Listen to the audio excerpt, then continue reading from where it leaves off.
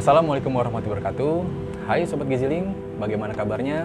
Semoga kalian selalu sehat dan tetap semangat.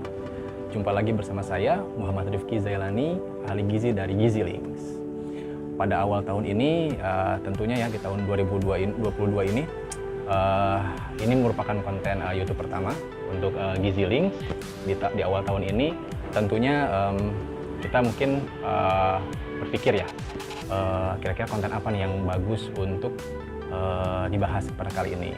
Nah, saya sempat melihat beberapa kali postingan dari teman-teman, banyak sekali di awal tahun itu yang selalu memposting terkait resolusi ataupun keinginan atau tujuan yang ingin dicapai pada tahun ini. Sebetulnya ini sudah menjadi rutinitas di awal tahun, pasti sobat semua itu mempunyai tujuan ataupun keinginan yang dituju oleh masing-masing. Seperti itu, mulai dari masalah karir, kemudian pendidikan, cita-cita, dan juga mungkin ke arah percintaan, seperti itu ya. Nah, juga tidak kalah juga untuk masalah kesehatan dan gizi tentunya. Teman-teman juga ingin memperbaikilah kualitas dari kesehatan teman-teman sekalian. Nah, berhubung di awal tahun ini terkait dengan kesehatan dan gizi nih ya, saya ingat bahwa di tanggal 25 Januari itu memperingati Hari Gizi Nasional. Nah, teman-teman, jadi pas sekali, lebih baik kita ngebahas nih tentang Hari Gizi Nasional. Dan tema yang diusung pada Hari Gizi Nasional tahun ini itu terkait dengan aksi cegah stunting dan obesitas. Nah, jadi kita akan ngebahas nih sedikit tentang stunting dan juga obesitas. Oke. Yang pertama mungkin terkait stunting. Jadi mungkin di sini teman-teman masih ada yang bingung ya, ataupun kurang tahu apa itu stunting. Jadi stunting itu adalah kondisi di mana kekurangan zat gizi dalam 1000 hari pertama kehidupan ya, yang dialami oleh bayi itu ibaratnya yang terjadi secara kontinu ya, secara terus-menerus dan dalam jangka waktu yang lama, sehingga dapat mengganggu perkembangan dan juga pertumbuhan pada masa anak-anaknya nanti. Nah, di sini menjadi poin pentingnya adalah bahwa kekurangan zat gizi secara kronis ini bisa menjadikan teman-teman yang mengalami stunting ini terganggu dari pertama pertumbuhan tubuhnya atau badannya ya.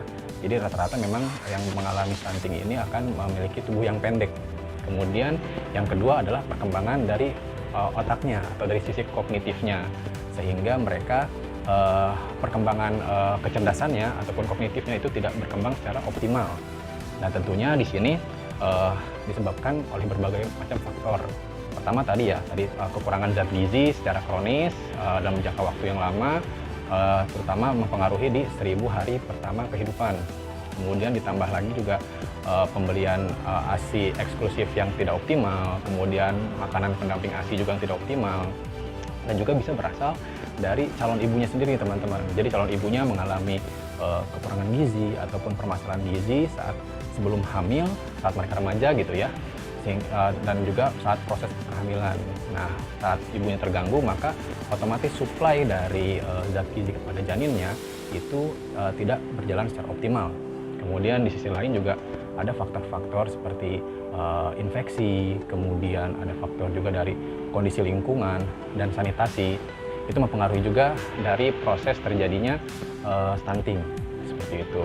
Nah, salah satu untuk melakukan pencegahannya itu sebetulnya ada banyak ya faktor-faktor untuk cara untuk pencegahannya, bisa mulai dari tadi perbaikan status gizi dari calon ibu, kemudian saat ibu hamil, kemudian juga tadi 1000 hari pertama kehidupan itu diperbaiki status gizinya dan juga asupan gizinya, kita berikan makan makanan yang bergizi, berimbang dan juga beragam, seperti itu. Dan juga didukung oleh keluarganya, seperti ayahnya mungkin tidak merokok, seperti itu. Kemudian membentuk semacam ekosistem ataupun lingkungan yang sehat, kemudian sanitasi yang baik, dan juga utamakan asupan seperti ASI eksklusif dan juga makanan pendamping ASI yang baik dan optimal teman-teman.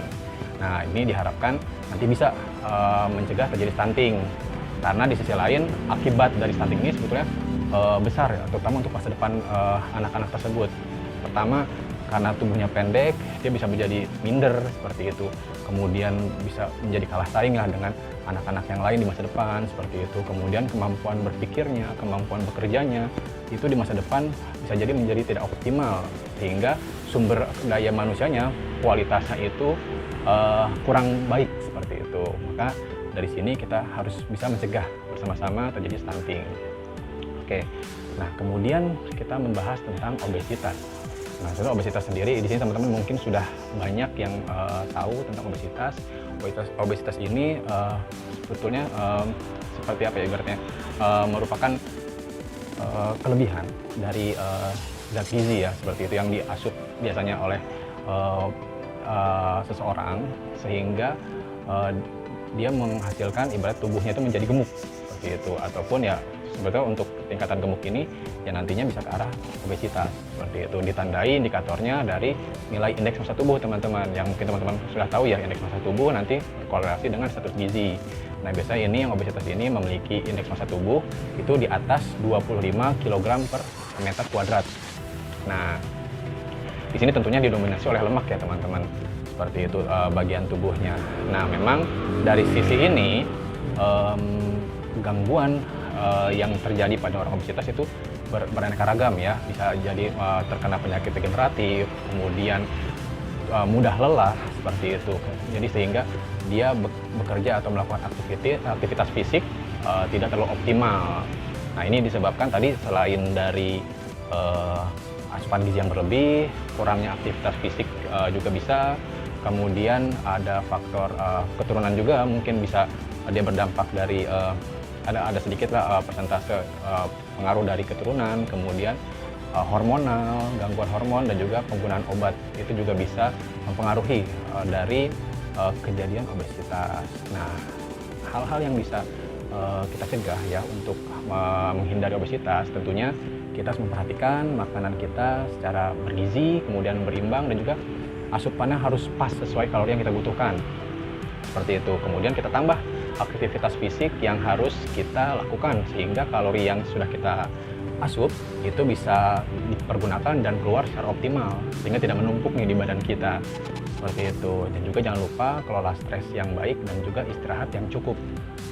Nah jadi sekali lagi saya ucapkan dan keluarga besar Giziling mengucapkan selamat Hari Gizi Nasional tahun 2022.